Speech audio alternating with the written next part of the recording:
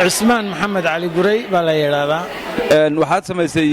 museumkii u horeeyay ama masxafkii u horeeyay ee laga sameeyay waqooyiga America ee aad ka samaysay magaalada Minneapolis Minnesota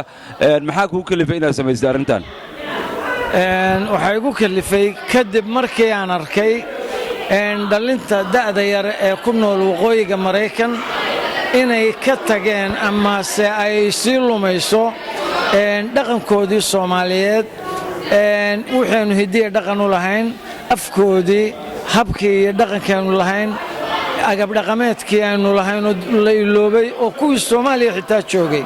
oo gobaabsi ku yahay waxay iga noqotay in aan ku dadaalo inaan wax u kaydiyo dhalinta da'da yar ee waqooyiga Mareykan ama Yurub ama meel kasta ku nool iyo kuwii Soomaaliya ku gobaabinayo bal inay kuwan oo kale ku daydaan oo yana wadankii wax ka sameeyaan dhaqankii dib loogu soo noqdo waxyaabo badan oo aynu luminay dib loo xusuusto ayaan ugu talagalay waqooyiga America marka la imaado kuwa dhaqankii ay lahaayeen ba ka cararaya jiro adiguna waxaad rabtaa inaad xasuusiso oo aad barto kuwa yararka soo koraya kuwa waaweynaana waxaad moodaa inayba ka sii tagayaan oo ka sii hayaamayaan oo la qabsadeen waqooyiga America iyo meelaha ay joogaan marka ma isleedahay faa'iido way keeni kartaa museumkan ama masxafkan aad samaysay ee ku soo bandhigaysa aqal Soomaaligii iyo agabkii ummadda Soomaaliyeed ee dhaqanka iyo hidaha u lahaan jirtay waan isleeyahay waayo haddii aad waxa aad aragtid inuu lumayo aad iskaga hadhid inuu sii luma laga yaabaa laakiin haddaad daba orodid oo aad ku dadaashid inaad daba qabatid waxbaa ka soo hadhi kara wax badan baad la soo hadhi kartaa kuwaas aakhirka kuwa kale iyaguna sii gubaabin doona waxay noqon doontaa markaas mowjad cusub oo bilaabanta oo lagu soo darsamo oo kuwii ka tegey ay ku soo xidhmaan waayo tusaale waxa ku ah Soomaaliya markaad tagtid hadda dumarkii oo dhan waa xijaaban yihiin si u dhayin xijaab bay wada xidhan yihiin haddii xitaa aanay gabadha markaa joogta halka ka tagtaa aanay rabin inay xijaabato markay aragto ummadii oo dhan oo wada xijaaban waa xijaabanaysaa iyadiina aakhirkana Ilaahay waa soo hadeynaya wadada ku dhacaysa sidaas sideedii ayaan rabnaa dhaqankii iyo hidii Soomaaliyeed inuu noqdo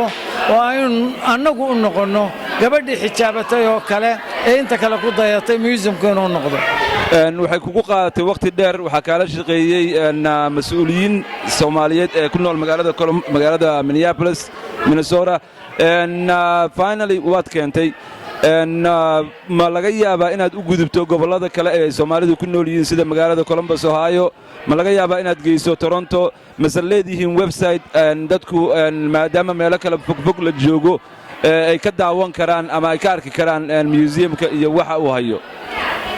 waa leenahay website baan leenahay website-ka waxa la yiraahdaa Somali Artifact and Cultural Museum haddaad gashid waxyaabihii oo dhan baad ku arkaysaa eventiyadii ka dhacay oo dhan baad ku arkaysaa